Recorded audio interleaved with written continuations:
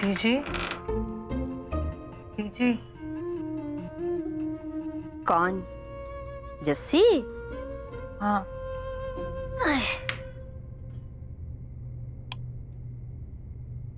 क्यों, नींद नहीं आ रही पुत्र?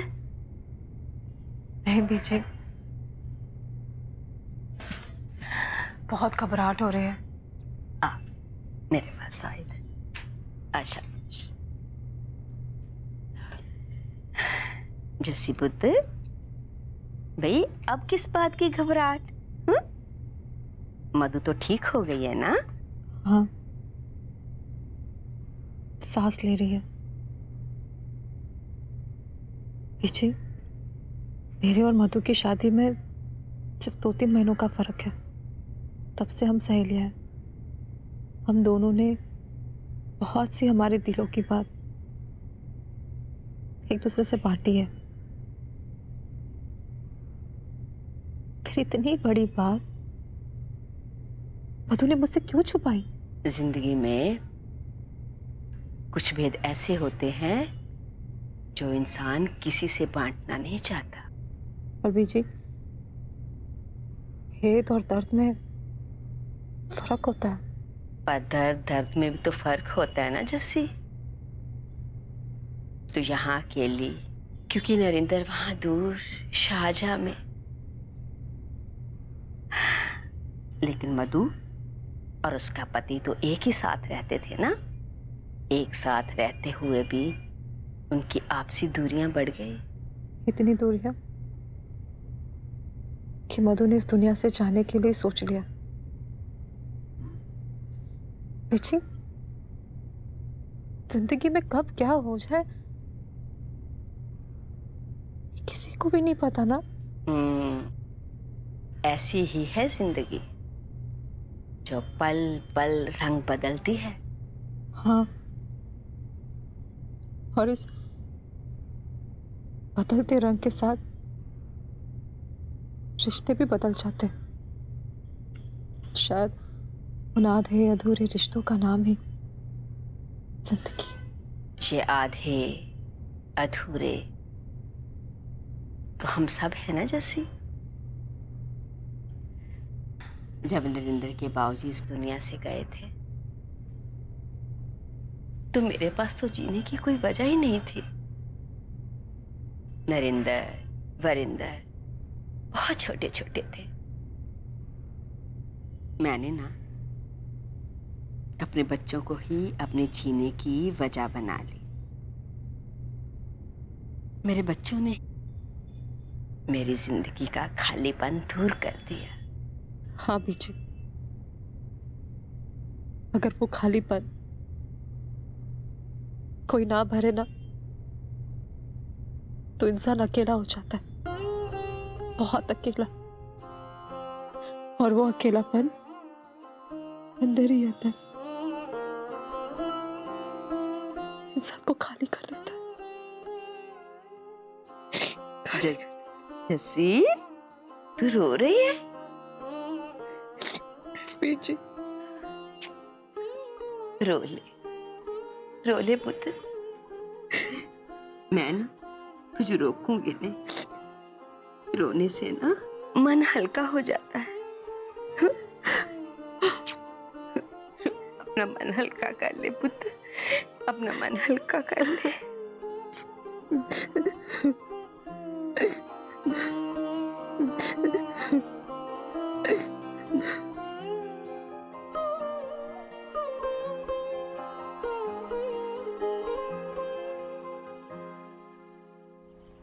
बीजी,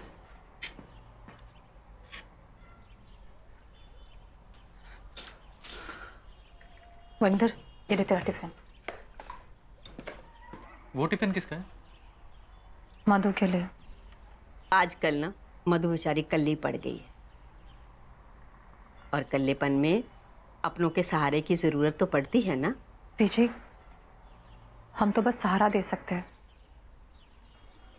और अपने अकेलेपन से तो अकेले ही लड़ना होता है ना। लेकिन अकेलेपन से लड़ने के लिए हम उसे हिम्मत तो दे सकते हैं ना। जैसे जा तो कपड़े बदल के ना हॉस्पिटल जा। ठीक है।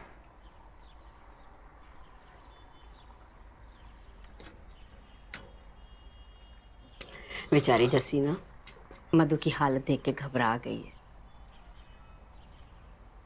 कल्लेपन से घबरा कर रात को मेरे कमरे में आई थी, बातें करते करते वही सो गई। अच्छा, ये जो घटिया कारनामा मधु के पति ने किया है ना, ये वाकई नाराजगी के लायक है। एक मेरा नरेंद्र है, दूर बैठ के ही जस्सी का कितना ध्यान रखता है, और एक ये बंदा है। रब ना इसे कभी माफ नहीं करे। शादी के वक्त जो कस्में खाई जाती है ना, वो सिर्फ कस्में नहीं होती, पति पत्नी का आपसी विश्वास होता है। अगर ये विश्वास टूट जाए तो रिश्ते बेमायने हो जाते हैं, और विश्वास टूटने पे जो दर्द होता है ना, वो सबसे गहरा दर्द होता है। और मधु दीदी वो दर्द सह नहीं पाई होंगी, इसीलिए उन्होंने सुसाइड कर। कई बार हारे हुए इंसान को यही रास्ता नजर आता है, उसके पास कोई और चारा ही नहीं होता। लेकिन ये रास्ता सही नहीं। मधु हॉस्पिटल में थी ना, तो मैंने रब के आगे दुआ की थी कि वो ठीक हो जाएगी तो मैं माथा टेकने आऊँ। मैं चली माथा टेकने के लिए। किसके साथ? अरे किसके साथ क्या, कल्ली? चलो फिर मैं आपको छोड़ देता हूँ। नहीं नहीं, तू ना जस्सी को अपने साथ ले जा, हॉस्पिटल छोड़ देना। मैं चन्नी के साथ चली जाऊंगी। हाँ, ये ठीक रहेगा। मैं अपना पर्स लेकर आती हूँ, तू तैयार हो जा, लेकिन जस्सी को अपने साथ ही लेकर जाना, कल्ली मत छोड़ना।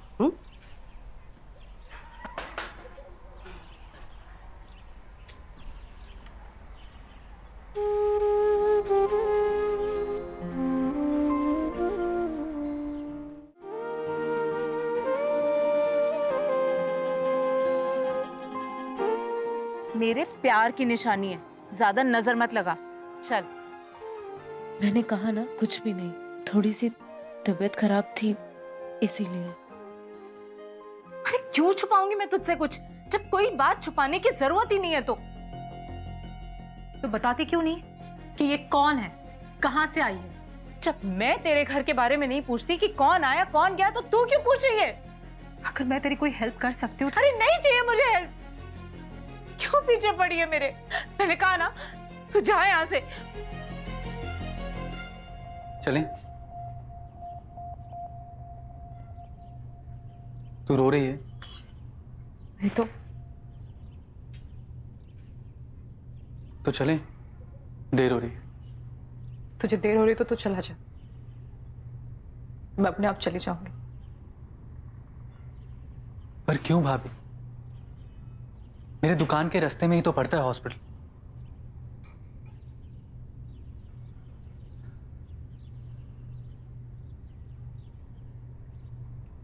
क्या सोच रही है? रिलैक्स।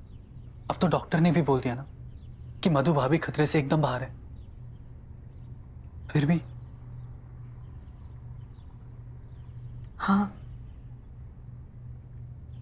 जान तो बच गई है उसकी, पर उसकी जीने की इच्छा तो मर चुकी है ना। मुझे समझ में नहीं आ रहा कि मैं वहां जाके उसे कहूंगी क्या। कहना क्या है? डांटना और पूछना कि उन्होंने ऐसा स्टूपिड कदम क्यों उठाया। जो इंसान पहले से डरा हो तो उसे क्या डांटना और क्या सवाल पूछना। उसे तो बस जवाब चाहिए, उन सवालों के जवाब जो उसे ना समझे। अगर उसने मुझे पूछ लिया तो? कैसे सवाल भाभी? यही, वो अपने पति को माफ करे या ना करे, उसके साथ रहे या हमेशा के लिए उसे छोड़ दे। पता ना वरिंदर, मैं उसे क्या कहूंगी। अब इसमें मैं क्या कहूं? मधु भाभी को अपनी जिंदगी का फैसला तो खुद ही करना पड़ेगा ना। उसने अपनी जिंदगी को मौत का फैसला सुना तो दिया था, बस मौत ही धोखा देकर चली गई। जब इंसान की हिम्मत टूट जाती है ना वरिंदर, से कुछ नहीं सोचता। सच कहूं तो कल रात मैं खुद भी बहुत डर गई थी। लगा था कि मैंने मधु को हमेशा के लिए खो दिया। कौन जानता है वरिंदर, किसी की मुस्कुराहट के पीछे जो दर्द छुपा है वो दर्द कब जानलेवा बन जाए। अगर मधु को कुछ हो जाता तो। प्लीज भाभी,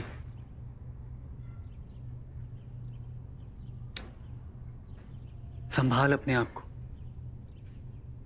और जो कुछ हुआ ही नहीं है उसके बारे में सोच के क्यों परेशान होना। डरा हुआ मन परेशान होने के अलावा कर भी क्या सकता है? क्या कर सकता है?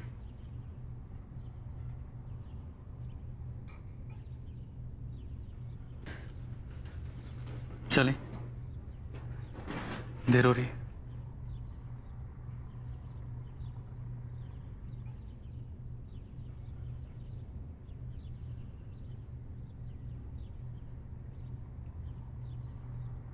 क्या हुआ, चलना नहीं है क्या? चलना है पर क्या भाभी? ऐसे खुद ही परेशान रहेगी तो मधु भाभी को क्या हिम्मत देगी? मन पक्का कर और चल जल्दी। तो ठीक कह रहा है हरिंदर। तू कितना बदल गया है ना। क्या मतलब? तू कहे या ना कहे पर मैं सब जानती हूँ कि तेरे मन में क्या चल रहा है। ये जो भी कुछ हुआ उसे तुझे भी बहुत तकलीफ हुई है ना। तू भी घबरा गया है ना। हाँ, घबरा तो गया। ऐसी रोती हुई आंखें लेके जाएगी वहां? जा अपना हुलिया ठीक कर, पहले ही बहुत देर हो गई है।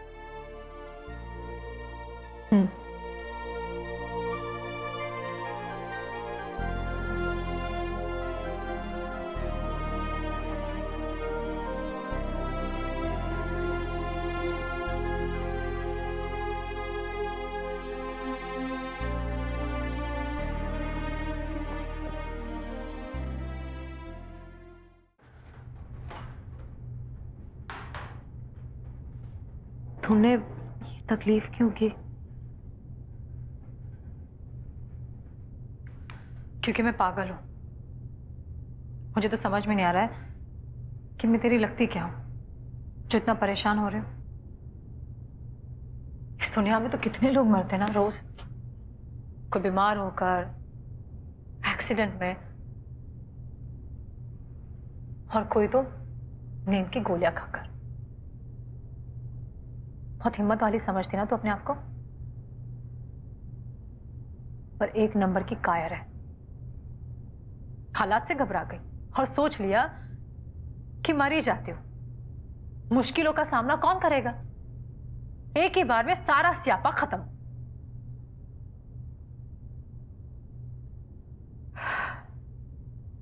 पर बहुत दुख हुआ होगा तुझे, तेरी जान जो बच गई। अगर मर जाती तो लोग बहुत अफसोस करते, कहते कि बेचारी मधु इतनी छोटी उम्र में इस दुनिया से चली गई। क्या हुआ होगा उसके साथ? क्यों गई? अभी भी चुप रहेगी या कुछ बोलेगी? क्या बोलूं? वही जो छुपाती आई आज तक, आज भी मुझे डांट कर भेज देगी। जो होना था वो तो हो गया। हाँ, हो गया। और जो होने वाला था उसे मैं शायद रोक भी नहीं पाती। लेकिन मधु, कम से कम मैं तेरी हिम्मत तो बांधती, पर तूने मुझे उसका मौका ही नहीं दिया। क्या इतनी पराई थी मैं? नहीं जैसी, पर क्या बताती कि मेरा घर बिखर रहा है, मेरे रिश्ते बिखर रहे हैं, मेरा पति मेरे ही घर में मेरी आंखों के सामने मेरे ही बेडरूम में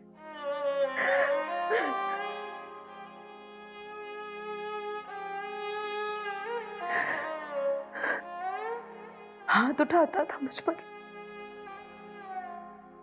शरीरों में ऊपर से दिखने वाले घाव तो सह लेती थी, दर्द भी सह लेती थी, पर जो घाव अंदर थे ना, बस वही नहीं सह पाई। क्योंकि तू अकेले सह रही थी। अपना दर्द किसी के साथ बांट कर तो देखती। मार के हर निशान को तू प्यार की निशानी कहती। आखिर से काले पीले धागे लेकर अपने बिखरे हुए रिश्ते को बांधने की कोशिश कर रही थी। अपने और अपने पति की झूठी कहानी हम सबको सुनाती और अंदर ही अंदर इतना घुट रही थी। हाँ, इसीलिए सोचा कैसे घुट घुट के जीने से अच्छा है मर जाती हूँ। पर देख, किस्मत भी कितनी बुरी है, जो मौत भी नहीं आई। किस्मत से हारते नहीं है, उससे लड़ते हैं। और अगर मधु लड़ना भी नहीं था तो मायके चली जाती, पर नहीं, तूने तो इस दुनिया से जाने की सोच ली थी। किसके पास जाती मायके?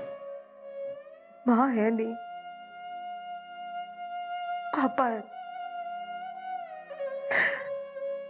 वो भी भाई और भाभी के मोहताज है। और वैसे भी हम लड़कियों को तो यही सिखाते हैं ना शादी के वक्त, कि इस घर से तेरी डोली उठ रही है, उस घर से अर्थी उठनी चाहिए। तो बस भाई कोशिश कर रही थी। अच्छा है, बहुत अच्छा है। कभी किस्मत को दोष दे, कभी माँ बाप की सीख को दोष देते। अच्छा,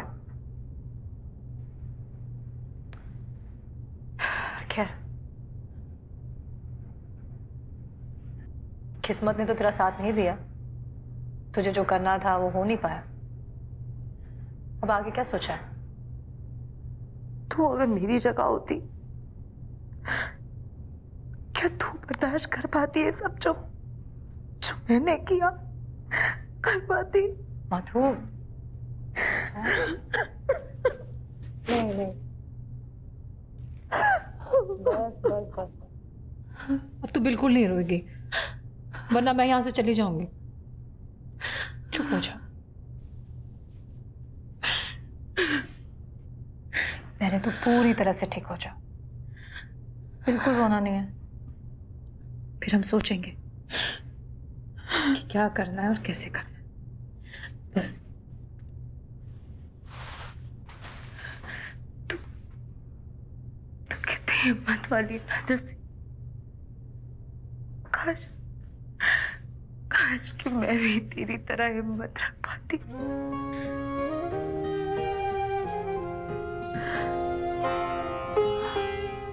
नहीं मधु, कई बार जो हम अपनी हिम्मत समझते हैं ना, हमारी सबसे बड़ी कमजोरी हो जाती है। कोई भी परफेक्ट नहीं होता ना, कोई भी परफेक्ट नहीं होता। किसी किसी के हिस्से में आधे अधूरे सपने आते हैं, तो किसी के हिस्से में आधे अधूरे रिश्ते। और उन्हीं आधे अधूरे रिश्तों को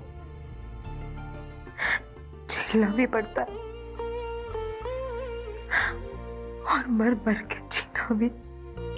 बस बिल्कुल चुप। मेरी मधु अब मरने की बात नहीं करेगी, सिर्फ जीने की बात करेगी।